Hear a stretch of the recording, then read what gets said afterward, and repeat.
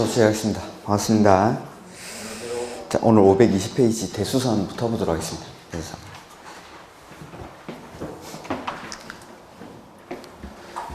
건축법. 건물에 관한 공법이 두 가지가 있죠. 이제 건축법이랑 주택법. 그 중에서 기본이 되는 게 이 건축법입니다. 그래서 건축법이랑 주택법 중에는 일단 건축법을 좀 더 이제 집중적으로 하시면 되고, 그 다음에 주택법은 좀 암기사항들이 많으니까 그런 것들은 문제풀이 과정에서 조금 암기를 하시면서 문제 풀면서 암기하시고 이렇게 하시면 됩니다. 이렇게. 그 다음에 건축법 보면은 저번 주에는 적용 대상물 이런 것들 간단하게 했었는데, 어디에다가 이 건축법을 적용할지가 먼저 나오죠. 그래서 첫 번째는 건물이 지어지는 대지입니다. 대지에다가 건축법을 적용을 하죠. 해서 건축법상 대지는 하나의 필지가 하나의 대지가 되는 게 원칙입니다. 그래서 각 지번 부여 지역별로 하나의 대지가 되는 게 원칙인데, 예외적으로 둘 이상의 필지를 묶어서 하나의 대지로 보기도 하고 하나의 필지 일부를 하나의 대지로 보기도 한다라는 거. 그 다음에 두 번째는 건물에다가 건축법을 적용을 하죠. 그래서 건물이 되기 위해서는 지붕, 과, 기둥 또는 벽이 있는 것, 그 다음에 이에 딸린 시설물, 이렇게. 그래서 건물이 되기 위해서 꼭 필요한 건 지붕, 그 다음에 기둥이나 벽은 둘 중에 하나만 있으면 되죠. 그 다음에 이에 딸린 시설물을 건축물이라고 하고, 그 다음에 지하나 고가의 공작물에 설치하는 사무소, 공연장, 점포, 차고, 창고 이런 것들이 건축물이었습니다. 근데 건축물이긴 하지만 건축법을 적용하지 않는 것들이 몇 가지 있었죠. 그래서 지정문화재나 가지정문화재, 그 다음에 철도나 궤도, 선로, 부지 위에 있는 운전 보안시설, 플랫폼, 급수, 급유, 급탄시설, 그 다음에 철도, 선로 위나 아래를 가로지르는 보행시설 이런 것들, 그 다음에 고속도로 통행료 징수시설 이런 것들, 그 다음에 컨테이너를 이용한 간이 창고로서 공장의 용도로만 사용하는 대지에 설치하는 것으로 이동이 쉬운 것만, 그 다음에 하천구역 내에 있는 숨은주적실, 이러한 것들은 건축물이긴 하지만 건축법을 적용하지 않습니다. 이렇게. 그 다음에 건물에 설치하는 일부 설비들이 있는데, 요거는 시험이랑은 크게 상관이 없고, 그 다음에 네 번째, 건축법의 적용을 받고 지어야 하는 일부 공작물들이 있죠. 그래서 옹벽이나 담장은 2m를 넘는 것, 광고탑, 광고판은 4m를 넘는 것, 태양에너지를 이용한 발전 설비는 5m를 넘는 것, 그 다음에 굴뚝, 철탑, 기념탑, 장식탑, 통신용 철탑 이런 것들은 6m를 넘는 것, 그 다음에 고가수조는 8m를 넘는 것, 그 다음에 지하 대표는 30제곱미터를 넘는 것, 그 다음에 철골 조립식 주차장으로서 외벽이 없는 것, 이런 것들은 8m 이하의 이 공작물들은 건축법상 축조 신고를 하고 지어야 되는 공작물에 해당합니다. 이렇게. 그 다음에 이렇게 적용 대상물을 보고 나면 어떠한 행위를 할 때 적용 행위가 나오죠. 적용 행위. 어떠한 행위를 할 때 건축법을 적용할지. 그래서 첫 번째, 건축이라는 게 나오죠.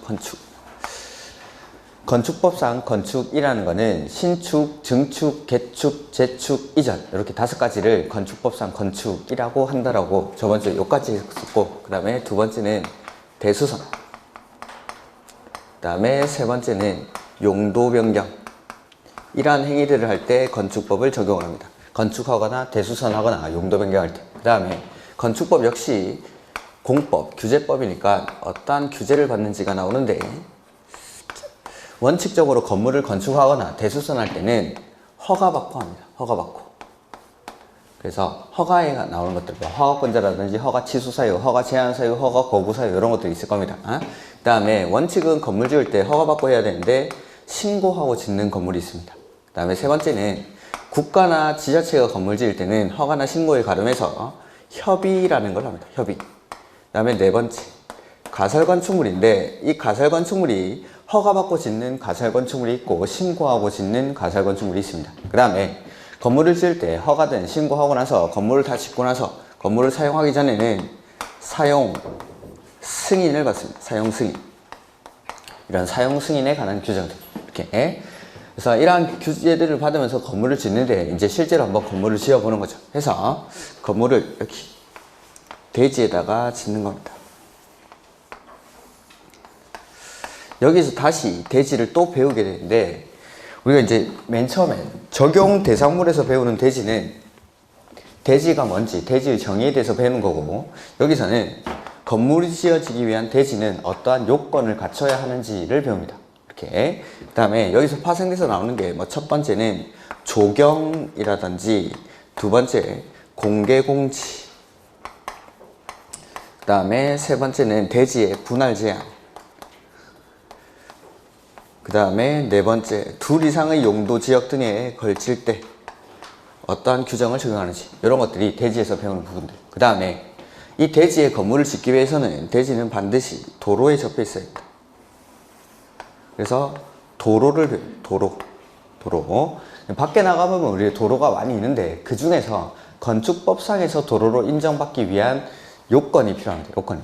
그래서 밖에 있는 모든 도로가 아니라, 건축법에서의 도로가 아니라 건축법에서는 일정한 요건을 갖춰졌을 때 건축법에서는 도로라고 인정을 합니다. 이렇게. 그 다음에 세 번째는 건물을 지을 때는 건축선이라는 거에 맞춰서 건물을 짓게 되어 있습니다. 건축선. 그래서 세 번째 건축선을 배우는데, 이 원칙적인 건축선은 대지와 도로의 경계선, 여기를 건축선이라고 합니다. 이렇게. 그래서 대지를 배우고, 그 다음에 도로를 배우고, 그 다음에 건축선이라는 게 나옵니다. 건축선. 그 다음에 도로에 접해 있는 대지에다가 건축선에 맞춰서 건물을 짓는 거죠. 건물을 짓는 과정은 시험에서는 뭐 거의 출제가 안 된다고 생각하시면 되고, 이제 건물이 완성이 되면은 이 건물을 설명을 하기 위한 각종 면적이라든지 높이, 층수를 산정하는 방법을 배웁니다. 해서 첫 번째, 이 건물이 깔고 있는 대지 면적, 그 다음에 이 건물의 건축 면적이라든지 바닥 면적, 그 다음에 연면적, 이런 것들, 그 다음에 이 건물의 높이나 층수를 산정하는 방법까지 배우면은 요 정도 안에서 한 7문제 정도가 출제가 됩니다. 그 다음에 여기 안 나와 있는 게 그 높이 제한이라는 게 있습니다. 높이 제한. 가로구역별로 높이를 제한하는 경우가 있고, 일조권 확보를 위해서 높이를 제한하는 경우, 이런 것들. 그 다음에 우리 벌칙에 가면은 맨 마지막에 이행강제금이라는 게 하나 나올 건데, 그거는 뭐 문제풀이 할 때 한번 보도록 할 겁니다. 이렇게. 그래서 요 정도. 그래서 기본서의 내용이 되게 많은데 그 중에서 많은 부분을 생각을 합니다. 그거 다 하면은 뭐 건축법은 양이 너무 많습니다. 그렇게. 그러니까 한두 문제는 버린다 생각하고 암기사항이 여러 가지 있는 게 뭐 각종 설비라든지 승강기라든지 뭐 비난계단 이런 것들이 있는데, 그런 것들은 아예 버릴 겁니다. 옥상 광장 이런 것들을 다 할 수가 없기 때문에. 그래서 그런 것들은 버리고 나머지 내용에서 최대한 내가 아는 것들은 안 틀린다는 내용으로 그렇게 준비를 하시면 될 것 같습니다. 그래서 520페이지에 대수선부터 보도록 하죠. 대수선.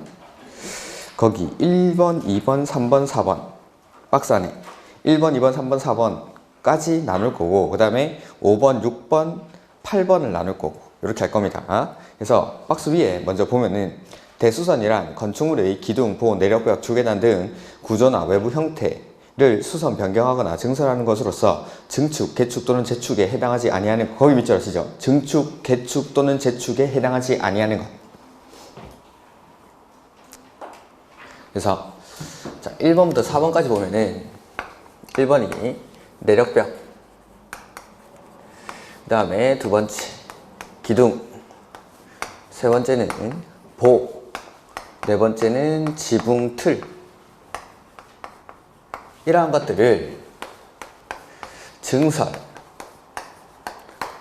해체하거나, 내력벽은 30제곱미터 이상, 나머지는 3개 이상을 수선, 변경하는 행위, 요걸 대수선이라고 합니다. 요걸. 그 다음에 다섯 번째는 5번에 순서는 좀 다를 수도 있는데, 방화벽, 방화구획을 위한 방화벽이나 방화구획을 위한 바닥이나 벽. 그 다음에 여섯 번째 주계단, 피난계단, 특별 피난계단 이러한 것들. 그 다음에 일곱 번째는 다가구, 다세대, 세대 간의 경계벽.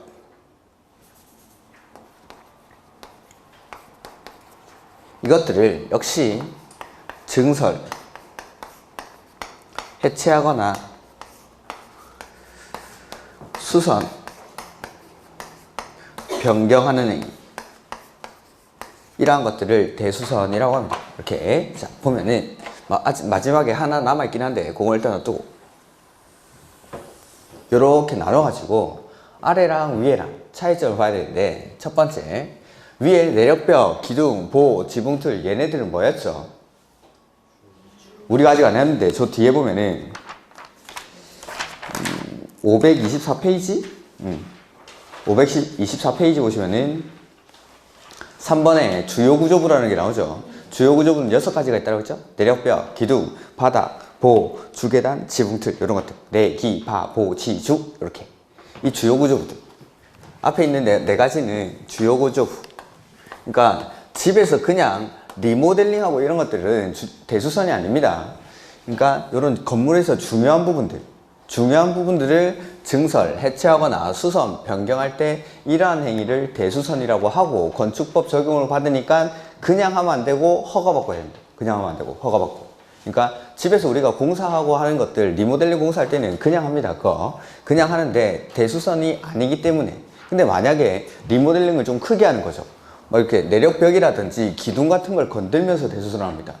리모델링을. 그럴 때는 그냥 하면 안 되고 건축법상에 허가를 받고 해야 되는 겁니다. 허가를 받고. 이렇게. 그래서 중요한 부분들을 증설, 해체하거나 수선, 변경하니까 대수선인데, 요 아래 위에 차이점을 보면은 위에 거는 요거 숫자가 들어가죠.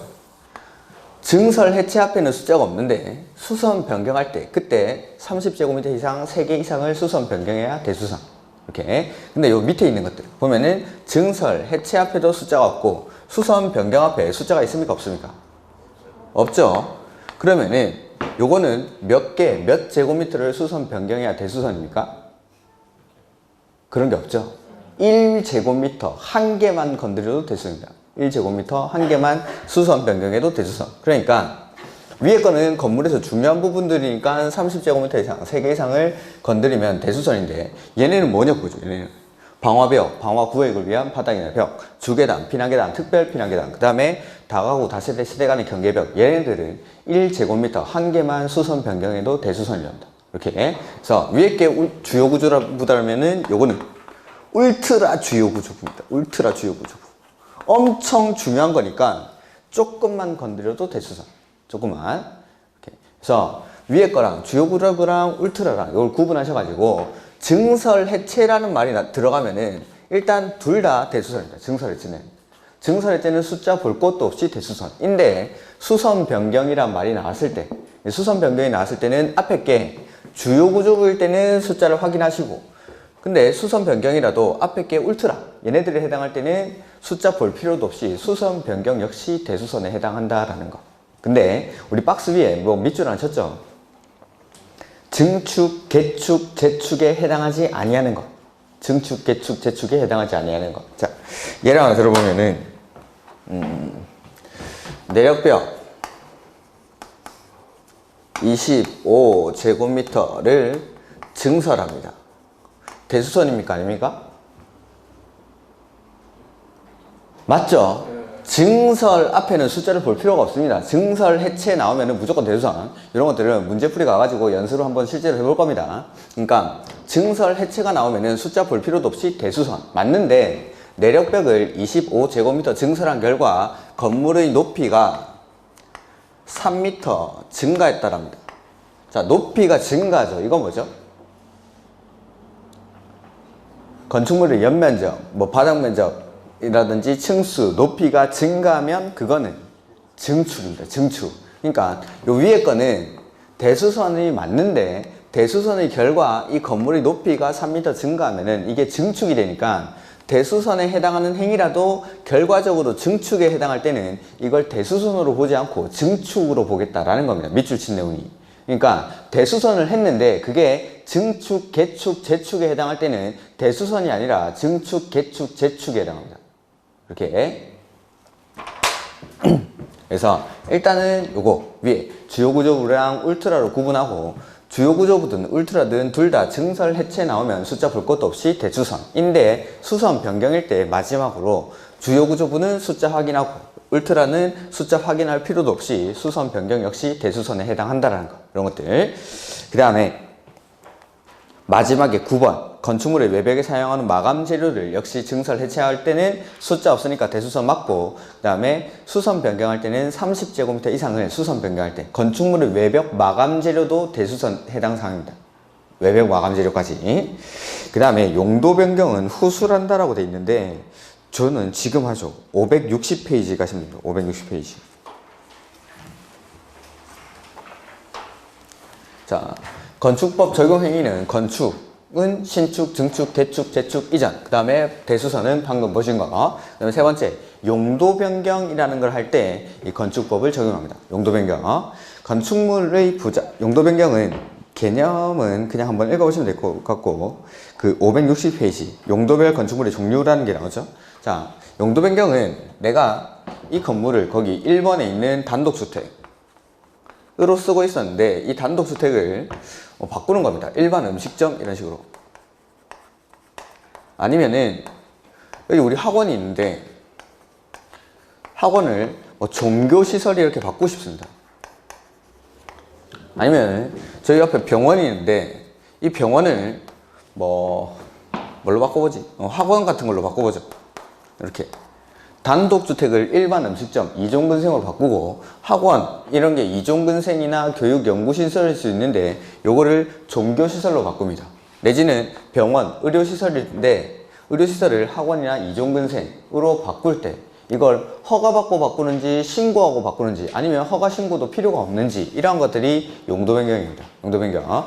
우리가 이제 공인중개사 업무를 하다 보면은 주로 다루게 되는 게 단독주택, 공동주택 내지는 1종 근생, 2종 근생인데 1종, 2종 근생 상호 간의 용도를 바꿀 때는 나중에 배우겠지만 이 용도 변경이 필요가 없습니다. 그냥 바꾸면 됩니다. 그냥.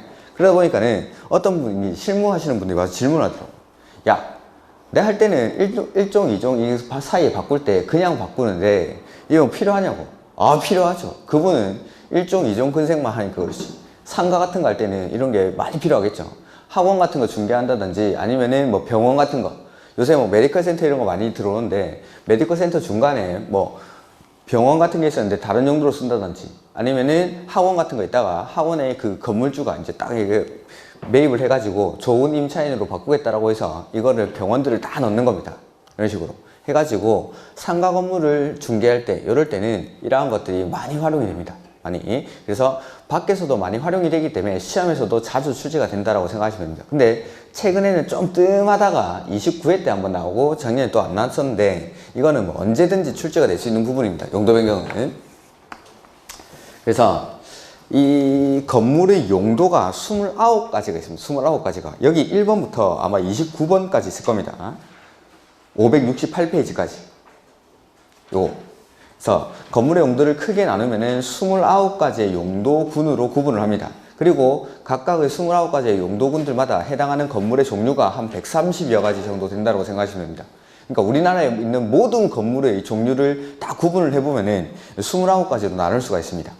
이렇게. 그 다음에 그 건물의 종류 안에 한 130여 가지의 건물의 종류들이 들어가 있습니다. 이렇게. 그러니까 내가 지나가다가 편의점을 봤죠. 편의점 저거는 뭘까? 라고 생각하시면 여기 찾아보면 됩니다. 일용품 등을 판매하는 시설 이렇게 해가지고 바닥 면적이 1000제곱미터 미만짜리들은 1종 근생에 해당합니다. 이렇게. 근데 그게 커지면 다이소 같이 규모가 좀 크죠? 이런 것들은 판매 시설 이렇게 바뀝니다. 이렇게. 그런 것들이 여기 다 나와 있습니다. 그거는 이제 업무 하시다가 궁금하시면 여기 찾아보면 되는 거고 이 지금 이제 568페이지 이하에 여기를 볼 겁니다.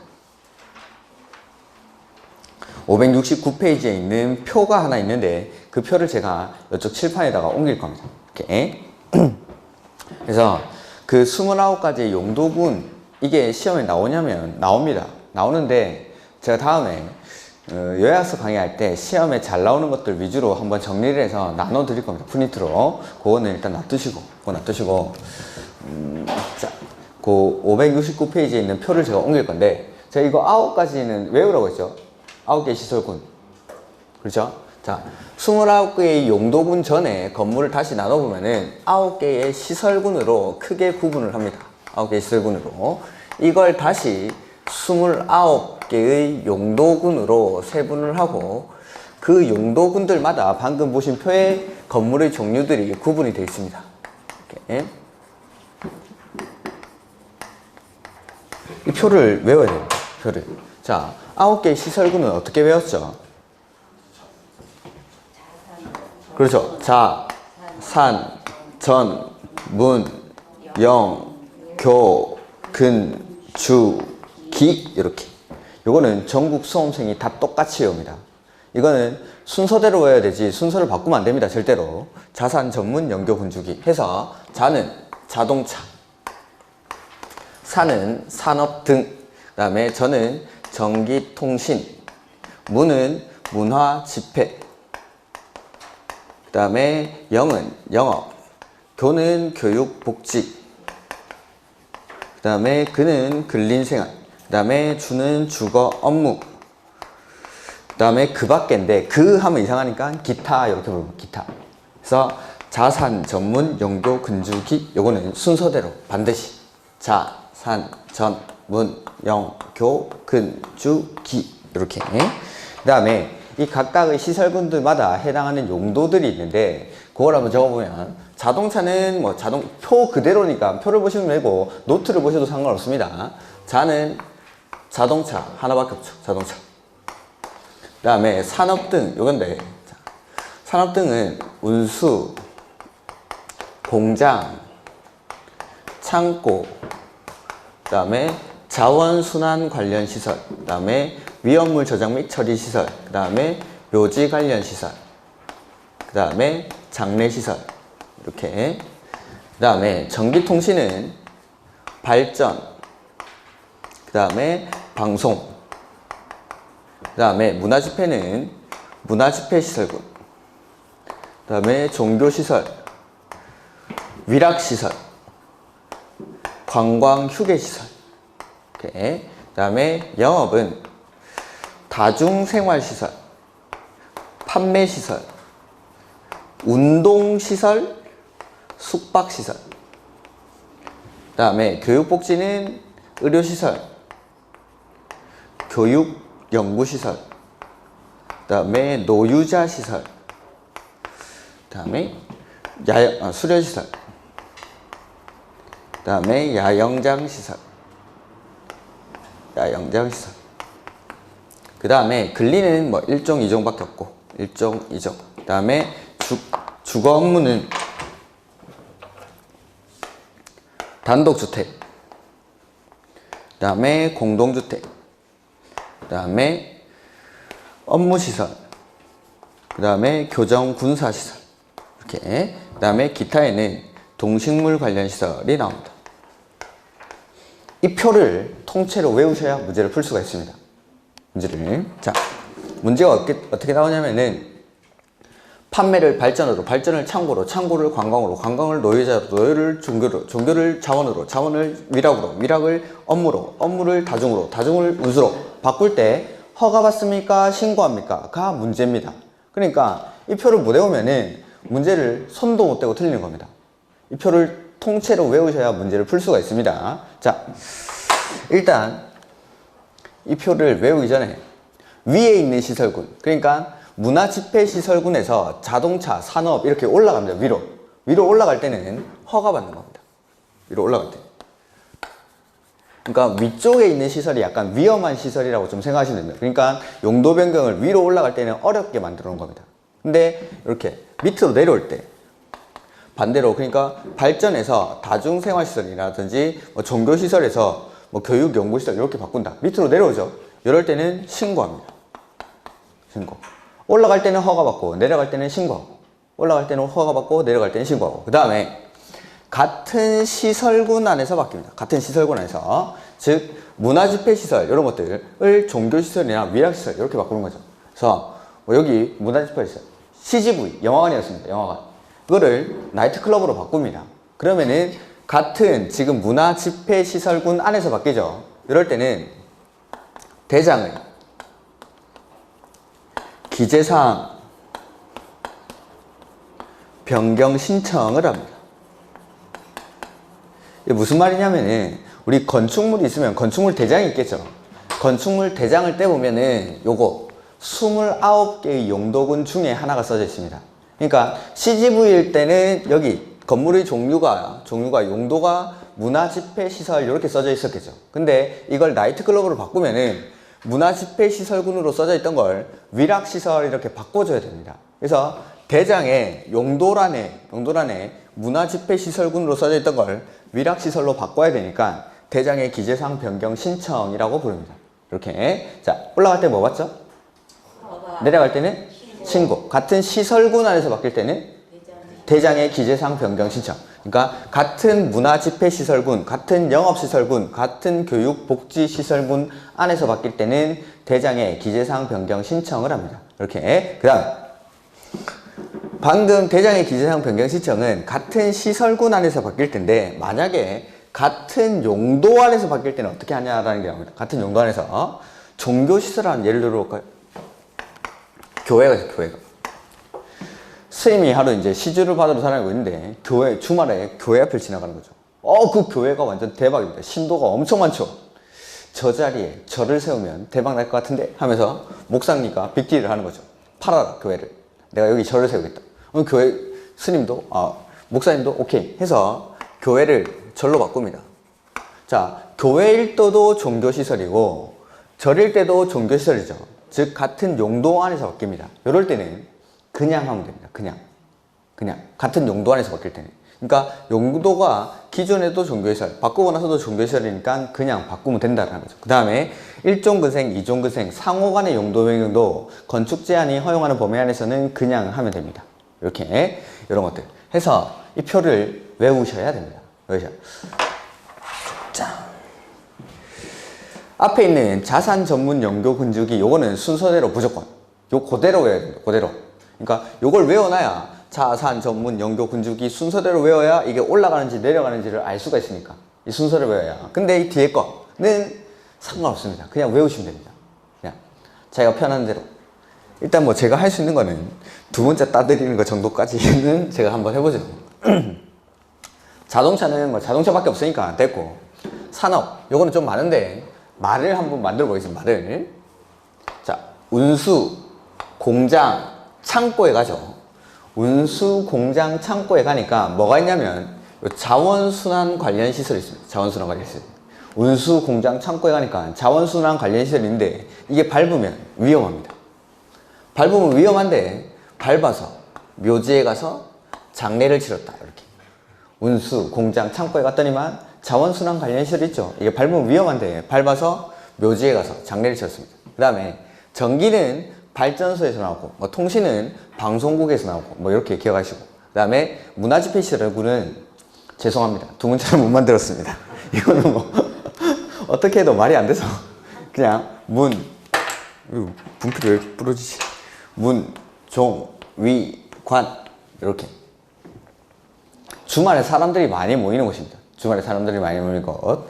그 다음에 다중생활시설, 영업시설군인데 영업사원 이름이 운숙입니다. 운숙이.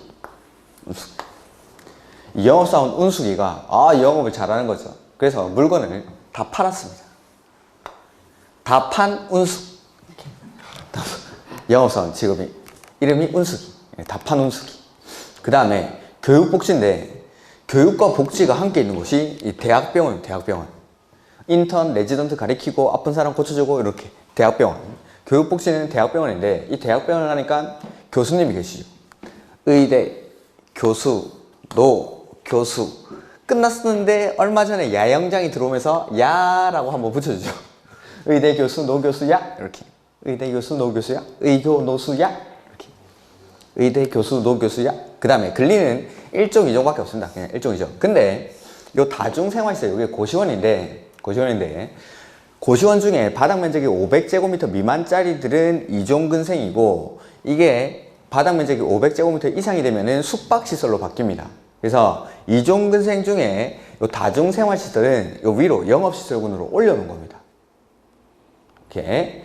그러니까 고시원 같은 데서 화재 사고 발생하고 이러면은 사람들이 많이 다치고 이러다 보니까는 용도 변경을 어렵게 하기 위해서 2종근생 중에서 요 다중생활시설만 위로 영업시설군으로 숙박시설과 같은 곳에다가 올려놓은 거죠. 이렇게. 그 다음에 주거 업무. 집에서 일을 하니까 재택근무를 하네요. 재택근무를 하니까 애를 그냥 놔둘 수가 없어가지고 애를 데리고 일을 해야 됩니다. 그 애 이름이 단공이죠. 애가 단공인데 그 단공을 업고 일을 합니다. 업고. 단공을 업고. 단공 업고. 집에서 일을 하니까 단공 업고. 이렇게. 그 다음에 기타는 동식물, 요 하나. 이렇게. 그래서 요 표는 외워야 됩니다, 일단. 문제를 맞추기 위해서는. 그러니까 우리는 이제 다음 과정에서 바로 기출문제를 풀어야 할 텐데, 그때 문제를 보시면 아시겠지만, 요 표에 이렇게 나와가지고, 종교를 뭐로 바꿀 때, 다음 중 허가사항에 해당하는 것은, 다음 중 신고사항에 해당하는 것은 해가지고 박스 안에다가 쭉 이렇게 시설들 바꾸는 거 써놓고, 허가한 거, 신고한 거 찾는 것들이 아주 예전 스타일. 그 다음에 최근에 나왔던 29회 문제는 조금 어렵게 나오긴 했는데, 그것도 정답 자체는 허가사항인지 신고사항인지 그거 물어보는 거였습니다. 이렇게 해서 요 표를 암기를 하셔야 됩니다. 그러니까 시험에 임박해서 외워야지 하면은 이거 안 외워지니까 미리미리 외워주십시오. 미리미리. 그러니까 시험에 임박하면은 마음도 급하고 해가지고 암기사항들 중에 좀 양이 많은 것들은 잘 안 외워집니다. 그러니까 조금 양이 많은 암기사항들은 시간 있을 때, 여유 있을 때 하나하나 천천히 외우시는 겁니다. 천천히. 일주일에 한 줄씩만 외워도 다 외우겠죠. 그러니까 너무 급하게 임박해가지고 외우지 마시고 시간 있을 때. 그리고 하나 팁을 드리자면 요거 요 세 줄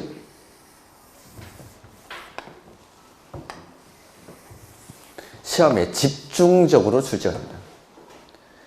이 세 줄만 외우면 문제 못 맞춥니다. 이 세 줄만 외우라는 게 아니라 이 세 줄이 집중적으로 나온다고 합니다. 그러니까 여기서 출발해서 다른 데로 올라가고 다른 데서 출발해서 여기로 들어오고, 그러니까 여기는 거의 걸쳐 나온다. 걸쳐서. 그러니까 이 세 줄은 집중적으로 외우셔야 됩니다. 집중적으로. 이렇게. 나머지도 당연히 외워야 되는 거고. 이렇게. 그래서 올라갈 때는 허가받고 내려갈 때는 신고하고 같은 시설군 안에서 바뀔 때는 대장의 기재사항 변경 신청을 한다라는 거. 자, 이렇게 보죠. 그래서 568페이지 용도 변경 허가 또는 신고 의무라고 되어 있죠. 사용 승인을 받은 건축물의 용도를 변경하려는 자는 다음의 구분에 따라 국토교통부를 용어로 정하는 바에 따라 시장, 군수, 구청장 거기 밑죠. 이 시장, 군수, 구청장이 나중에 배우겠지만 허가권자입니다. 이 허가권자한테 허가거나 신고를 해야 됩니다. 그래서 허가 대상은 표의 어느 하나에 해당하는 시설군에 속하는 건축물의 용도를 밑줄 상위군에 해당하는 용도로 변경하는 거. 그러니까 상위군에 해당하는 용도로 올라간다 이 말이죠. 올라갈 때는 허가 받습니다. 옆에다가 화살표를 해놔도 되고 위로 화살표를 해놔도 되고 그 다음에 신고 대상은 하위군에 해당하는 용도로 변경하는 경우, 즉 내려가는 경우. 내려갈 때. 그래서 올라갈 때는 허가 받고 내려갈 때는 신고하고. 그 다음에 동일 시설군 내의 용도 변경이죠. 그래서 표의 시설군 중 같은 밑줄 시설군 안에서, 그러니까 같은 문화집회시설군, 같은 영업시설군, 같은 교육복지시설군 안에서 바뀝니다. 같은 시설군 안에서 이렇게 바뀔 때는 시장, 군수, 구청장에게 밑줄 대장의 기재 내용 변경 신청. 뭐 책마다 이게 기재 사항이라고 되어 있는 책도 있고 기재 내용이라고 되어 있는 책도 있는데 그냥 뭐 어떻게든 상관없습니다. 기재 사항이든 기재 내용이든 똑같습니다. 변경 신청을 해야 된다. 다만 대통령령으로 정하는 경우의 변경. 그래서 같은 호에 속하는 건축물 상호간의 용도 변경. 이게 무슨 말이냐면은 같은 용도 안에서 바뀔 때 말입니다. 같은 용도 안에서. 같은 용도 안에서. 그 다음에 국계법이나 그 밖의 관계 법령에서 정하는 용도 제한에 적합한 범위에서 밑줄 1종 근생과 2종 근생 상호간의 용도 변경. 다만 밑에는 보지 마시고. 그래서 그 별표 1의 같은 호 이게 앞에 우리 그거 있죠. 1번부터 29번까지 건물의 용도. 그 같은 용도 안에서 건물이 바뀝니다. 아까 말했던 교회에서 절로 바뀌고 절에서 교회로 바뀌고, 즉 같은 종교시설군, 같은 종교시설, 내지는 같은 판매시설, 같은 교육연구시설 요 안에서 바뀔 때, 같은 용도 안에서 바뀔 때랑 1종 근생에서 2종 근생으로, 2종 근생에서 1종 근생으로 바뀔 때는 요거 대장의 기재사항 변경 신청조차도 필요가 없다 이 말입니다. 이렇게. 그래서 그 뒤에 이제 표가 쭉 나오죠. 그래서 이 표는 될 수 있는 한 최대한 빨리 외우셔야 됩니다. 그 다음에 사용 승인 규정 등의 준용이 나오죠. 자, 밑줄 허가나 신고 대상인 경우. 허가나 신고 대상인 경우. 그러니까 올라가든지 내려가든지 간에 용도 변경하려는 부분의 바닥 면적 합계가 밑줄 100제곱미터 이상 인 경우 사용 승인에 관해서는 가로 안에 사용 승인을 준용한다 이렇게 밑줄 하십시오. 사용 승인을 준용한다. 그러니까 허가 대상이든 신고 대상이든 간에 용도 변경하는 부분의 바닥 면적 합계가 100제곱미터를 넘죠. 그러면은 용도 변경에 관한 공사가 끝나고 나면은 그냥 쓰면 안 되고 사용 승인 받고 써야 된다. 사용 승인 받고. 다만 그 뒤에 나오는데 용도 변경하려는 부분의 바닥 면적 합계가 밑줄 500제곱미터 미만으로서 대수선에 해당하는 공사를 수반하지 아니하는 경우 밑줄 그러하지 아니하다. 노트에는 다 정리가 되어 있긴 한데 자 다시 한번 해보면 허가 대상이든 신고 대상이든 간에 용도 변경하는 부분의 바닥 면적 합계가 100제곱미터 이상이죠. 이럴 때는 공사 끝나고 나서 사용 승인 받고 건물 써야 됩니다. 사용 승인 받고 다만 용도 변경하는 부분의 바닥 면적 합계가 500제곱미터 미만으로서 대수선에 해당하는 공사를 수반하지 아니하는 경우에는 그러하지 아니하다. 이렇게 제가 지금 말씀드리는 거는 그 표가 있는 노트에는 표가 있는 페이지 그 다음 페이지에 따로 정리가 되어 있습니다. 표 있는 페이지 다음 페이지 그 다음에 하나 둘 셋 넷 다섯 번째 줄 허가 대상인 경우로서 밑줄 허가 대상인 경우로서 용도 변경하는 부분의 바닥 면적 합계가 밑줄 500제곱미터 이상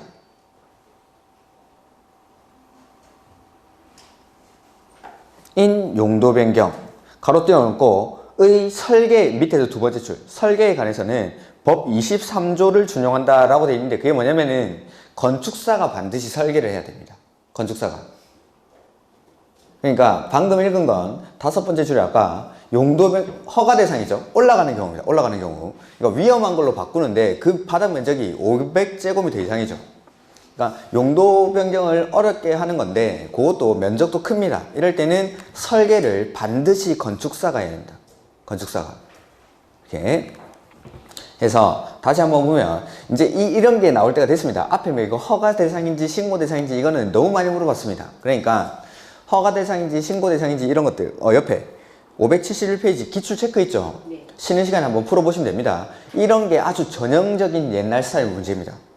전형적으로 요렇게 냈습니다. 예전에는. 근데 이제는 이런 사용 승인에 관한 규정 준용하는 거 이런 것들이 나올 때가 됐습니다. 해서 보면은 자, 첫 번째는 허가 대상이든 신고 대상이든 간에 용도 변경하는 부분의 바닥 면적 합계가 100제곱미터가 넘죠? 이럴 때는 그냥 쓰면 안 되고 사용 승인 받고 건물 써야 됩니다. 다만 용도 변경하는 부분의 바닥 면적 합계가 500제곱미터 미만으로 대수선에 해당하는 공사를 수반하지 아니하는 경우에는 그러하지 아니하다. 그 다음에 허가 대상인 경우로서 올라가는 경우로서 용도 변경하는 부분의 바닥 면적 합계가 500제곱미터 이상일 때는 설계를 반드시 건축사가 해야 됩니다. 이렇게 이런 것들. 그 다음에 참고의 복수 용도의 인정인데 이거는 읽어 두셔야 됩니다. 건축물의 용도를 복수로 하여 건축 허가 신고 및 용도 변경 허가 신고 또는 건축물 대장의 기재령 변경 신청을 할 수 있다. 맨 앞에 건축물의 용도를 복수로 하여 밑줄 하시고 맨 끝에 할 수 있다 하시면 됩니다. 그러니까 용도를 두 가지를 지정할 수가 있습니다. 복수로. 그러니까 여기는 의료시설이면서 교육연구시설 이렇게 할 수도 있다라는 거죠. 여기는 뭐 판매시설이면서 뭐 운동시설, 판매시설이면서 숙박시설 이렇게 두 가지 용도를 정할 수가 있습니다. 이렇게. 그 다음에 이번에 허가권자는 위일에 따라 신청한 복수의 용도가 건축법 및 관계 법령에서 정한 건축 기준과 입지 기준 등에 모두 적합한 경우에 한정하여 뭐 복수 용도를 허용할 수 있다. 이렇게. 그 다음에 요건 이제 요까지가 용도 변경. 그래서 보면 적용행위, 건축이랑 오늘 한 건 대수선, 그 다음에 용도 변경 이런 것들.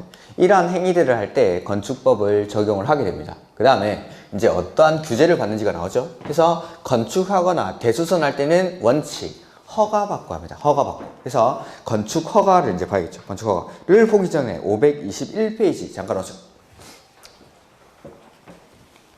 521페이지.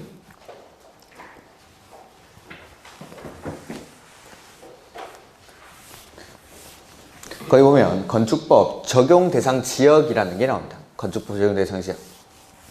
해서 건축법을 어디에서 적용하냐라는 건데, 자, 첫 번째 도시지역, 두 번째 지구 단위 계획구역, 세 번째는 동 또는 읍지역. 이런 곳에서는 건축법을 100% 적용합니다. 여기를 전면적 적용지역이라고 부릅니다. 전면적 적용지역. 그래서 도시지역이나 지구 단위 계획구역, 그 다음에 동 또는 읍지역에서는 이 건축법을 100% 적용합니다. 도시, 여기. 그래서 1번에 전면적으로 적용하는 지역에서 박스 안에 도시지역, 지구 단위 계획구역, 밑에 동 또는 읍지역, 이런 데 서는 건축법을 다 적용을 하는데, 도시지역도 아니고 지구 단위 계획구역도 아니고 동 또는 읍지역도 아닌 지역, 이런 데서는 일부 규정을 적용하지 않습니다. 해서 그 밑에 도시지역 및 지구 단위 계획구역 외의 지역으로서 동이나 읍이 아닌 지역은 다음의 규정을 적용하지 아니한다 해서 일부 규정을 적용하지 않죠. 그게 뭐냐면은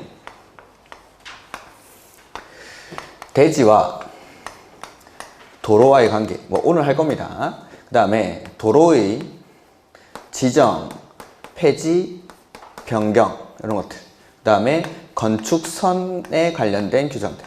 그 다음에 방화지구, 그 다음에 분할제한. 이런 규정들을 적용하지 않습니다. 이렇게. 자, 도시지역도 아니고 지구 단위 계획구역도 아니고 동 또는 읍지역도 아닌 지역, 이런 데가 어딜까요? 강원도, 평창군, 위지면, 토술입니다. 저 산골짜기. 이런 데서는 이러한 규정들을 적용하지 않습니다. 자, 이게 뭔지 나중에 하겠지만 하나하나 설명을 드리죠. 대지와 도로와의 관계라는 것은 대지는 도로에 2m 이상 접해 있어야 됩니다. 그 대지 안에 있는 건물에 출입하기 위해서 도로에 2m 이상 접할 것을 요구하는데, 저 산골짜기에서는 안 그래도 됩니다. 도로에 접하기가 힘들겠죠. 강원도, 평창군, 위지면, 토수리에서는. 그래서 이런 규정들을 적용하지 않고 도로를 지정하거나 폐지하거나 변경할 때 원칙적으로는 동의를 받아야 됩니다. 동의를. 근데 저 산골짜기에서는 그 동의 요건을 생략할 수가 있습니다.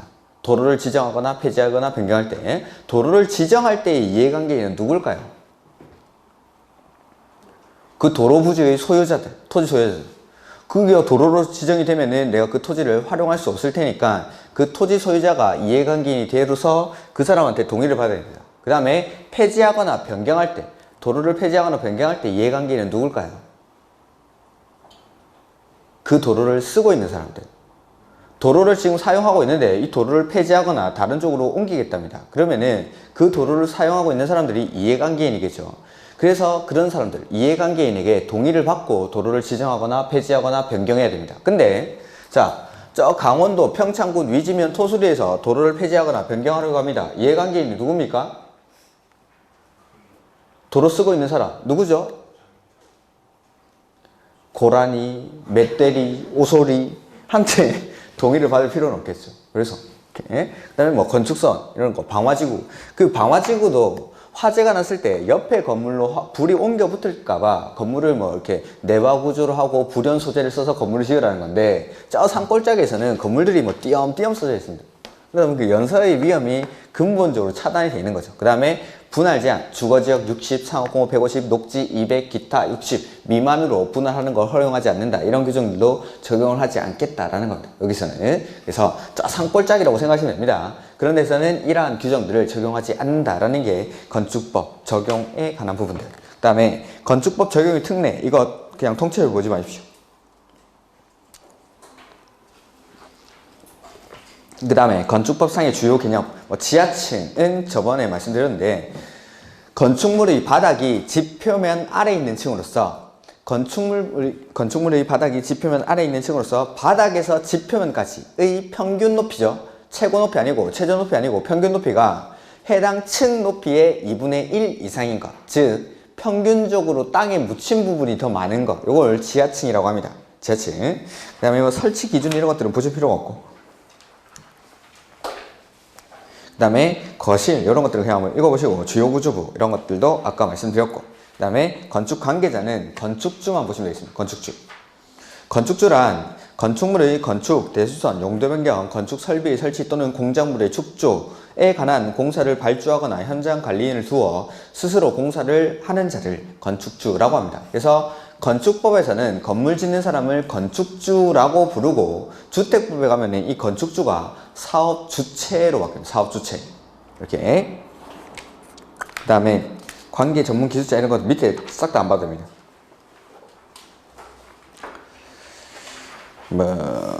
그 525페이지부터 526페이지는 통째로 버리십시오, 이거. 그 다음에 부속 건축물 이런 것들 9번에 그냥 참고로 읽어 놓는 겁니다. 같은 대지에 주된 건축물과 분리된 부속 용도 밑줄 하라고 했습니다. 부속 용도.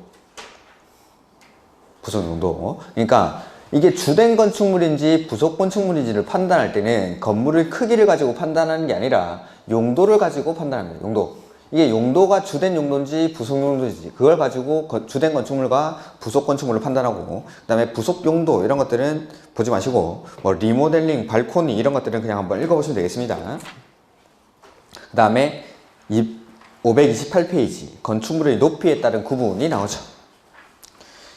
초고층 건축물, 고층 건축물, 준초고층 건축물, 요건 묶어두라고 했습니다. 자, 해서 초고층 건축물이라는 거는 층수는 50층 이상이거나, 자, 건축법에서는 건물의 층수가 명확하지 않을 때는 높이 4m마다 한 개의 층으로 봅니다. 해서 층수에다가 곱하기 4를 합니다. 초고층 건축물은 50층 이상이거나 높이는 200m 이상인 건축물. 그 다음에 고층 건축물은 층수는 30층 이상이거나 곱하기 4에서 높이가 120m 이상인 건축물. 그 다음에 준초고층 건축물은 고층 건축물 중에서 초고층 건축물에 해당하지 않는 건축물을 준초고층 건축물이라고 부릅니다. 이렇게. 그래서 이런 것들 그냥 뭐 단순 암기상으로 그냥 한번 두시면 되고, 그 다음에 한호, 건축물의 유지관리, 실내 건축 이런 것들은 됐습니다. 뭐 15, 16번은 아예 그냥 보지 마시고, 그 다음에 한옥도 됐습니다. 한옥도. 그 다음에 다중이용 건축물은 제가 나중에 여기 와서 설명을 드릴 겁니다. 다중이용 건축물 좀 놔두십시오. 준다중이용 건축물까지 놔두시면 되고, 그 다음에 특수구조 건축물, 제조업자, 유통업자, 부속 구조물 이런 것들 보지 마십시오.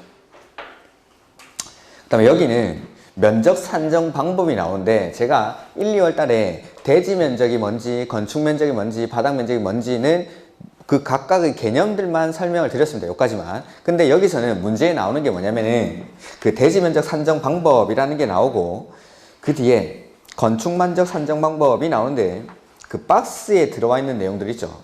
밑에. 그런 것들이 건축 면적, 바닥 면적, 대지 면적을 산정할 때 제외되는 부분들입니다. 제외되는 부분들. 그게 시험 문제입니다. 제외되는 부분들이. 근데 요거는 대지 면적은 지금 한번 해보죠. 이게 건축선을 배워야 대지 면적을 설명할 수가 있는데, 자, 대지 면적은 좀 놔두시고, 요거는 건축선을 배워야 설명을 할 수 있기 때문에 나중에 와서 설명드릴 거고, 건축 면적. 자, 건축 면적의 정의부터 보면은 532페이지. 건축물의 외벽의 중심선으로 둘러싸인 부분의 수평 투영 면적으로 한다라고 되어 있죠. 그래서 건축 면적이라는 거는 건물을 딱 잘랐을 때 수평 투영 면적이니까 위에서 내려다본 면적이죠. 그래서 건물을 딱 잘라가지고 위에서 본 면적인데, 외벽의 중심선으로 둘러싸인 부분의 수평 투영 면적이니까 건축물 외벽 두께의 절반이 포함이 돼야 돼요. 외벽 두께 절반.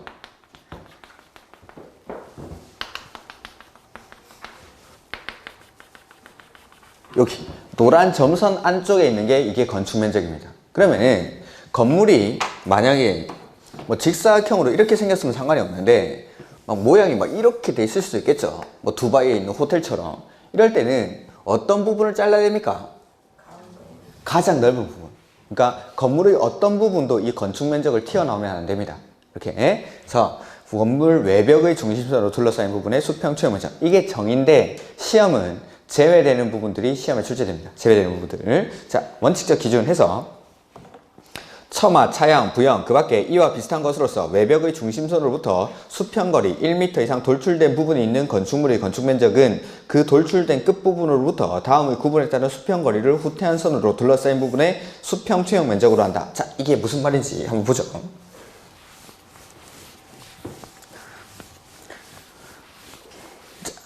건축면적은 이렇게 건물을 딱 잘랐을 때 외벽의 중심선으로 둘러싸인 부분의 수평 투영 면적을 건축면적이라고 하는데, 만약에 이렇게 건축물의 외벽의 중심선으로부터 처마, 차양, 부연 이런 것들이 1m 이상 이렇게 돌출이 되어 있는 겁니다. 그러면은 이 부분을 잘라버리면 요거까지도 건축면적에 포함이 되겠죠. 그러니까 이렇게 튀어나와 있는 부분들이 있을 때는 어떻게 할 거냐라는 게 지금 나오는 부분입니다. 해서 자, 우리 이제 오래된 절에 전통 사찰을 가보는 거죠. 그러면 기와가 있고 전통 사찰에는 막 이렇게 기와가 튀어나와 있습니다. 여기 이제 또 물고기가 한 마리 달려 있고 이렇게 전통 사찰 같은 것들은 기와가 이렇게 크게 많이 튀어나와 있죠. 그래서 이럴 때는 이 끝부분으로부터 일정 거리를 후퇴한 선으로 둘러싸인 부분의 수평 투영 면적을 건축 면적으로 하는데, 전통 사찰은 요 끝부분으로부터 4m를 들어갑니다. 4m를 물러난 선으로 둘러싸인 부분의 수평 투영 면적을 건축 면적으로 봅니다. 이렇게. 근데 한옥은 2m. 좀 덜 튀어나왔으니까. 이렇게. 전통 사찰은 4m, 한옥은 2m. 그 다음에 축사가 있는데, 자,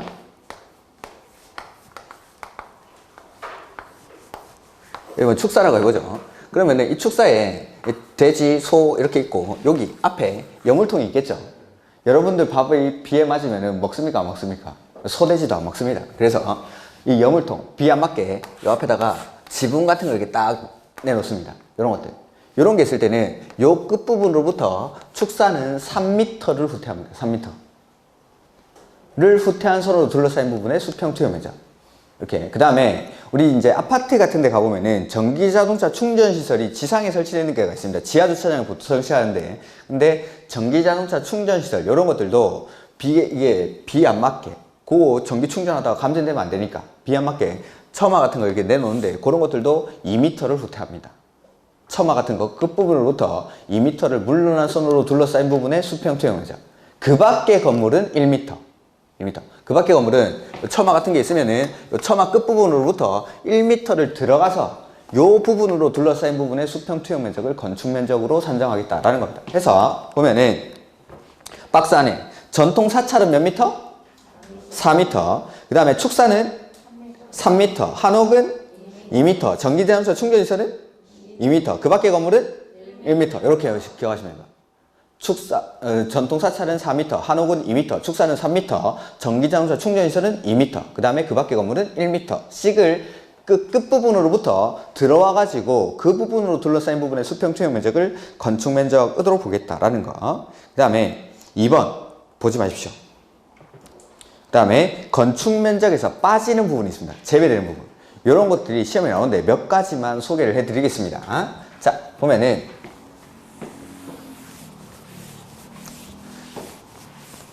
우리 건물 지으면은 지표면 바로 붙여가지고 출입문을 설치하는 경우도 있는데, 이 출입문을 지표면에 바로 설치하는 것보다는 한 계단을 두세 칸 이렇게 올라가가지고 설치하는 경우도 있을 겁니다. 그러면은 이런 건물들은 어떤 부분을 잘라도 이 건축 면적을 튀어나오면 안 되는데, 요 계단 부분 요쪽을 잘라버리면은 요 계단도 건축 면적에 포함이 되겠죠. 그래서 이러한 것들을 빼주기 위해서 거기 동그라미 1번 지표면으로부터 1m 이하인 부분은 건축 면적에 산정하지 않습니다. 1m 이하에 있는 부분들.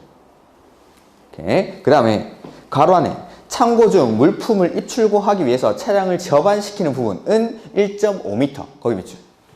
우리 택배 회사 같은 데 가보면은 여기 창고가 있고 요 앞에 요렇게 다이 같은 걸 만들어 놓죠. 콘크리트 같은 걸로. 그래가지고 여기 타이어 달아놓고 여기다 차를 대죠. 차를 대가지고 여기 이제 물건 싣게끔 하는 거. 요거는 요 높이 1.5m까지 이 부분을 잘라도 버려도 건축 면적에 포함이 되니까 이런 차량을 접안시키는 부분은 1.5m까지를 건축 면적에서 빼줍니다. 이렇게 해서 자, 원칙적으로 지표면으로부터 1m까지는 건축 면적에서 빼주는데 요거 물품을 입출고 하기 위해서 차량을 접안시키는 부분은 1.5m까지. 그 다음에 2번 이런 것들 일단 놔두십시오. 그 다음에 3번 건축물을 지상층에 일반인이나 차량이 통행할 수 있도록 설치한 보행 통로나 차량 통로. 그건 뭐냐면은 우리 그 백화점 같은 데 가보면은 하나하나 설명하면 시간이 엄청 오래 걸리긴 하는데 제가 노트에는 이런 것들 책 따로 찾아보시지 마시라고 다 넣어놨습니다. 하나도 빠짐 없이 다 넣어놨습니다. 책을 따로 찾아보시지 마시라고 몇 가지 뺄까 하다가 그냥 다 넣어놨는데 일단은 뭐 만약에 문제에 자주 나오는 것들부터 먼저 설명드리겠습니다. 저는 요거를 맨 끝에 설명하니까 노트에는 저 끝에 있을 겁니다. 근데 그거 따로 보실 필요 없고 지금 요거는 책을 보시면 됩니다. 백화점에 지하 주차장이 좀 부족한 곳에서는 건물 외부에다가 주차장을 따로 설치하는 그런 백화점 같은 게 있습니다. 이런 것들은 이 백화점에 돈 쓰러 오신 고객님들이 비 오는 날 비 맞으면 되겠습니까? 안 되니까 주차장에서 건물로 바로 통하는 요런 이렇게 통행로 같은 걸 만들죠. 요런 것들도 여기를 딱 잘라버리면 이 통행로까지도 건축 면적에 포함이 되는 겁니다. 해서 요런 것들 거기 3번에 읽어보시면 건축물을 지상층에 일반인이나 차량이 통행할 수 있도록 설치한 보행 통로나 차량 통로, 주차장에 찾아놓고 일로 넘어가기 위한 보행 통로 이런 것들은 건축 면적에서 빼주겠다라는 겁니다. 이렇게. 그 다음에 네 번째 건축물 지하층 출입구 상부, 지하층으로 내려가는 계단 위에다가 겨울 같을 때 비나 눈이 오면은 그 계단에 비나 눈이 이렇게 모이면은 얼어버리겠죠. 그래서 그런 것들 비나 눈 안 맞게 덮어버리는 곳, 지하층으로 내려가는 그 계단 위에 덮어버리는 그 부분들도 건축 면적을 산정할 때는 제외하고, 지하 주차장의 경사로 지하 주차장 내려갈 때 이렇게 뺑 돌아서 내려가죠. 그 위에 역시나 비나 눈이 오면은 그 위에 쌓이면서 얼을 수도 있으니까 비 안 맞게 지붕을 만듭니다. 그런 것들도 건축 면적에서는 빼줍니다. 그 다음에 생활 폐기물 보호하는 이런 것들은 보시면 되고, 7번 이런 것들은 저 뒤에 계속 나오니까 한번 보죠. 우리 그 유치원 같은 데 가보면은, 유치원 같은 데 가보면 뭐 1층, 2층, 뭐 3층 이렇게 되어 있습니다. 1층에 뭐 이런 데 뭐 출입구가 있는데 2층 이상에 이런 데입니다. 자, 유치원에 갔는데 보니까 애들이 유치원에서 불이 납니다. 그러면 애들은 어떻게 할까요? 와, 불이다 하면서 막 뛰어다니죠. 통제관. 자, 1층에는 그나마 이제 문을 열어버리고 야 나가 하면은 나가는데 2층에 있을 때, 애들이 2층에 있을 때는 이게 문제가 좀 심각해집니다. 해서 화재 사고를 대비하기 위해서 2층에서는 여기에다가 1층으로 통하는 미끄럼틀 같은 걸 설치를 합니다. 비상용으로. 그래가지고 화재 같은 게 나면은 이쪽으로 야 미끄럼틀 타자 하면서 이쪽으로 대피시키는 거지. 요런 것들. 또 여기를 잘라버리면 이 미끄럼틀이 건축 면적에 포함이 되겠죠. 그래서 이것도 빼준다라는 겁니다. 해서 보면은 영유아 보육시설의 비상구에 연결하여 설치하는 폭 2m 이하의 영유아용 대피용 미끄럼대 또는 비상계단 이런 것들. 그러니까 2층 이상에서 화재 사건 같은 게 발생했을 때는 애들을 미끄럼틀로 대피시키는 겁니다. 이런 것들도 건축 면적에서 빼줍니다. 이렇게. 그 다음에 나머지 뭐 8번에 보면은 관공서 같은 데 가보면은 계단이 있고 그 옆에 휠체어 같은 거 올라가게끔 이렇게 경사로 같은 거 만들어 놓죠. 그런 것들도 건축 면적에서 빼줍니다. 이렇게. 그래서 장애인 편익 증진 시행령의 기준에 따라 설치하는 장애인용 승강기, 장애인용 에스컬레이터, 휠체어 리프트나 경사로 이런 것들도 건축 면적에서 빼준다라는 거. 그 다음에 나머지 내용은 참고로 보시면 되겠습니다. 이렇게. 그 다음에 바닥 면적이라는 건데, 바닥 면적은 건축물의 각 층 또는 그 일부로서 벽, 기둥 그 밖에 이와 비슷한 거기 밑줄, 구획의 중심선. 아까 건축 면적은 외벽의 중심선이죠. 근데 바닥 면적은 구획의 중심선. 즉, 자, 우리 5층 여기를 잘라보는 겁니다. 그러니까 중간에 복도가 있고, 그 다음에 501호, 502호, 그 다음에 사무실 503호, 그 다음에 여기 화장실 이렇게 있죠. 그 다음에 중간에 화장실, 복도라든지 승강기 같은 게 있을 수도 있는데, 이럴 때 딱 잘라봤을 때 벽, 기둥 그 밖에 구획 이렇게 501호와 502호 복도를 나누는 구획의 중심선으로 둘러싸인 부분의 수평 투영 면적, 요거를 바닥 면적이라고 합니다. 바닥 면적. 바닥 면적. 그러니까 건물이 아까 말했듯이 이렇게 직사각형으로 생기면 상관없는데 건물이 막 희한하게 이렇게 생기면은 1층의 바닥 면적과 2층의 바닥 면적이 다를 수 있겠죠. 각 층의 바닥 면적이 다를 수 있으니까 이 바닥 면적을 따로 산정합니다. 그 다음에 이 바닥 면적을 구하면은 501호의 바닥 면적을 따로 구할 수 있고 502호의 바닥 면적, 화장실의 바닥 면적을 각각 따로 산정할 수가 있고 각 층, 자 5층에 있는 각 구획된 부분의 바닥 면적을 다 더하면은 2층의 바닥 면적이. 그래서 건축 면적은 그 건물에서 가장 넓은 부분을 건축 면적이라고 하는데 바닥 면적은 각 층의 구획의 중심선으로 둘러싸인 부분의 수평 투영 면적을 바닥 면적이라고 합니다. 이렇게 이제 바닥 면적을 구하게 되면은 501호 따로, 502호 따로 이렇게 구할 수도 있고 5층의 바닥 면적, 4층의 바닥 면적, 3층의 바닥 면적 이걸 다 따로 구할 수가 있는 겁니다. 이렇게. 자, 근데 다만 다음의 어느 하나에 해당하는 경우에는 다음에서 정하는 바에 따른다. 역시 이것도 요게 시험 문제입니다. 요게 여기서 시험에 잘 나오는 것들 몇 가지 읽어보면 1번 벽, 기둥, 구획이 없는 건축물은 그 지붕의 끝부분으로부터 수평거리 1m를 후퇴한 선으로 둘러싸인 부분의 수평 투영 면적. 이게 무슨 말인지 한번 보죠. 벽, 기둥 이렇게 구획이 안 나눠져 있답니다. 그런 것들. 자, 지붕이 이렇게 있는데 기둥이 이렇게 두 개 서 있죠. 이 건물 맞습니까? 주유소 같은 거 기둥 두 개 서 있죠. 이거 건물 맞죠? 지붕 있고 기둥 있으니까. 자, 이런 것들은 벽, 기둥 이렇게 구획이 안 돼 있죠. 이러한 것들은 바닥 면적을 어떻게 산정할 거냐라는 겁니다. 이렇게 해서 벽, 기둥, 구획이 없는 건축물은 그 지붕의 끝부분으로부터 수평거리 1m를 후퇴한 선으로 둘러싸인 부분의 수평 투영 면적. 이 지붕의 끝부분으로부터 각각 1m씩을 들어옵니다.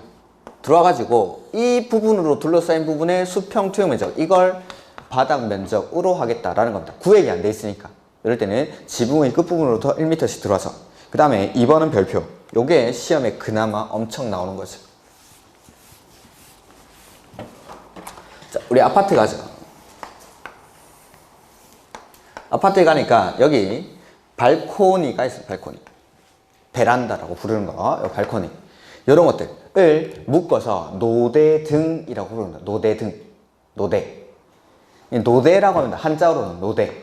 요거를. 그래서 건축물 노대등의 바닥은 난간등의 설치 여부와 관계없이 노대등의 면적에서 노대등이 접한 가장 긴 외벽의 접한 길이에 1.5m를 곱한 값을 뺀 면적을 바닥 면적에 산입한다. 자, 무슨 말인지 한번 보죠. 요거 노대등의 면적은 이 면적에서, 자, 여기 길이를 2m라고 가정하고 여기를 10m라고 가정하겠습니다. 자, 그러면은 문제 거기 맨 끝에 첫 번째 줄 맨 끝에 노대등의 면적에서죠. 노대등의 면적이 지금 얼마죠? 20제곱미터. 여기 20제곱미터에서 자, 빼줍니다. 노대등이 접한 가장 긴 외벽에 접한 길이. 자, 이 노대가 접한 외벽 중에 가장 긴 외벽의 길이가 10m죠. 10m에다가 얼마를 곱하죠? 1.5를 곱합니다. 곱한 값을 뺀 면적. 그러니까 10에다가 1.5를 곱하면 얼마? 15. 어렵습니까? 자, 10에다가 1.5를 곱하면 15 제곱미터죠. 요 곱한 값을 뺀 면적. 이 얼마죠? 5제곱미터를 바닥 면적에 산입을 하겠다라는 겁니다. 그러면은 내가 아파트 짓는 입장이라면은 이 노대, 발코니를 엄청 넓게 해가지고 안에 있는 내부 공간, 주거 전용 면적을 침해하면서까지 이 발코니 폭을 2m, 3m 이렇게 만들까요? 아니면은 요거를 딱 0으로 만들까요? 0으로 만드는 게 좋겠죠. 이걸 반대로 말하면은 외벽의 길이에다가 1.5를 곱한 값, 요거를 빼고 남으면 이 안에 바닥 면적에 산입하겠답니다. 안 남으면 공짜로 쓴대요. 공짜로. 외벽의 길이에다가 1.5를 곱한 값만큼은 서비스 면적으로 그냥 제공을 하겠다라는 겁니다. 그러니까 요만큼은 공짜로 쓰니까 집에 가가지고 발코니에 딱 누워보죠. 이 너비가 웬만하면 1.5m를 안 넘습니다. 아파트 단지에 따라서는 뭐 이렇게 기부 체납 등을 통해 가지고 광폭 발코니 하면서 이걸 1.7, 1.8m까지 완화받는 아파트가 있긴 한데, 대부분의 아파트는 여기 길이에다가 1.5를 곱하고 남는 면적이 있으면은 바닥 면적에 산입을 해야 되니까 요 길이를, 요 폭을 1.5m로 웬만하면 맞춥니다. 웬만하면 아니지, 다 맞춰야죠. 이게 넘어가면은 안쪽 면적을 희생을 받으니까, 주거지역 면적이 줄어드니까 해서 요거는 딱 1.5m에 맞춘, 요거 시험에 그나마 제일 많이 나오는 거. 그 다음에 3번인데, 필로티나 그 밖에 이와 비슷한 구조의 부분은 그 부분의 공중의 통행이나 차량의 통행 또는 주차에 전용되는 경우와 공동주택의 경우는 바닥에 산입하지 아니한다. 그러니까 공동주택은, 필로티는 무조건 바닥 면적에서 빼주는 거고, 나머지 건축물일 때는 사람의 통행이나 차량의 통행에 이용될 때, 그때는 필로티 면적을 바닥 면적에 산입하지 않는다라는 거죠. 이렇게 다시 읽어볼까요? 필로티나 그 밖에 이와 비슷한 부분은 그 부분이 공중의 통행이나 차량의 통행 또는 주차에 전용되는 경우에는 바닥 면적에서 빼주고, 공동주택은 바닥 면적에서 빼주니까 공동주택은 필로티를 무조건 빼주는 거고, 나머지는 공중의 통행이나 차량의 통행, 주차에 전용될 때 바닥 면적에 산입하지 않는다라는 내용이죠. 이렇게. 그 다음에 승강기탑, 계단탑, 장식탑 이런 것들. 우리 건물 지으면은 요 위에 아파트 옥상에 보면은 요만큼 튀어나와 있는 부분 있죠. 승강기 모터 같은 거 들어있는 부분, 아니면은 옥상에 출입하는 계단탑이라고 부릅니다. 승강기탑, 계단탑 이렇게 부르는 거. 옥상의 출입구 요 부분은 바닥 면적에 산입하지 않습니다. 맨 앞에 있는 거 승강기탑, 계단탑, 장식탑 이런 것들. 그 다음에 다락은 밑줄. 다락은 층고가 1.5m 근데 경사지붕 아래는 1.8m 이하인 것만 해당한다. 자, 이게 무슨 말이냐면, 우리 그 복층, 오피스텔 같은 거 복층 있죠. 복층 같은 거 가보면은 거기 복층에 올라가 가지고 우리 설 수 있습니까 없습니까? 웬만하면 오피스텔 복층은 없죠. 왜냐하면 요 1.5m를 맞춥니다. 층고 이 높이 1.5m까지 다락 부분은 바닥 면적에 산입을 하지 않습니다. 그 오피스텔 같은 거 우리 광고할 때 보면은 복층이라 가지고 1층이랑 복층 부분을 다 합하면은 우리 사용하시는 평수가 한 10평 나옵니다 이러면서 막 광고를 하죠. 근데 건물 짓는 입장에서는 높이 1.5m까지는 그 공짜로 쓰는 겁니다. 바닥 면적에 산입을 하지 않습니다. 그래서 오피스텔에서는 이 복층에 올라가면은 절대 설 수가 없죠. 1.5m 밑으로 맞추니까 그걸 공짜로 쓰기 위해서. 그래서 공간을 복층을 쓰면은 그 공간을 뭐 침대 놓고 사용은 할 수 있는데, 건물을 짓는 입장에서는 이걸 바닥 면적에 산입을 하지 않으니까 딱 요 밑에 부분 요것만 바닥 면적으로 산정합니다. 우리 이렇게 하면 이익이 뭐냐면은, 용적률은 각 층 바닥 그 연면적인데 대지 면적 분의 연면적이죠. 용적률을 구할 때. 그리고 이 연면적이라는 게 각 층 바닥 면적의 합계입니다. 만약에 이걸 1.5m 이상으로 했다 하면은 바닥 면적이 요것도 하고 요것도 더해야 됩니다. 근데 이걸 1.5m 밑으로 하면은 바닥 면적에 산입을 하지 않으니까 요 면적만 바닥 면적으로 산정을 하겠죠. 그러면은 내가 용적률에서 손해보는 게 하나도 없습니다. 이렇게 건물을 짓을 때 이것들. 근데 이 다락이 경사지붕일 때는 얼마까지? 1.8m까지. 자, 예전에 지어지는 빌라 같은 것들 보면은 그냥 일반적으로 보통은 이렇게 짓습니다. 예전에 지어진 빌라들. 근데 최근에 지어지는 그 신도시에 있는 빌라촌들 가보죠. 100% 지붕이 이렇게 생겼습니다. 100%. 왜냐면은 1층, 2층, 3층은 분양합니다. 그냥 여기 4층이라든지 뭐 3층 요 부분은 복층으로 해가지고 여기 쓰고, 요 경사지붕은 1.8m까지 빼주니까 요 부분을 1.8m 이하로 하는 거죠. 하면은 이걸 거의 복층으로 분양을 하는 겁니다. 복층으로. 마지막 층을. 빌라에. 그래서 최근에 그 신도시 같은데 빌라촌들 모여있죠. 거기 가면은 이 빌라들이 옥상이 다 이렇게 돼 있습니다. 지붕이. 경사지붕으로 만들고, 이 위에 층은 복층으로 분양을 합니다. 근데 그 사람은 이 1.8m 이하인 부분은 공짜로 쓰는 겁니다. 공짜로. 그래서 이런 것들은 바닥 면적에서 빼준다라는 거는 용적률에서 내가 손해보는 게 없다라는 겁니다. 용적률에서. 이렇게. 이런 것들이 뭐 시험에 주로 나오는 것들. 나머지는 뭐 5번에 그 밑에 나오는 거는 굳이 안 보셔도 됩니다. 그냥 밑에 하나, 둘, 세 번째 줄. 세 번째 줄 보면은 그 밖에 이와 비슷한 것과 그 밑줄 옥상, 옥외 또는 지하. 옥내는 아니라는 겁니다. 4번의 세 번째 줄 옥상, 옥외, 지하에 설치하는 물탱크, 기름탱크, 냉각탑, 정화조, 도시가스 정화기. 우리 그거 정화조 어디 있죠? 정화조 보통? 정화조가 옥상에 있어. 정화조가 뭔지 모르시나? 물탱크가 보통 옥상에 있죠. 그러니까 옥상, 옥외, 지하라고 했죠. 옥상, 옥외. 그러니까 이런 것들 정화조가 건물 안으로 들어가 버리면 이거는 바닥 면적에 포함을 시킵니다.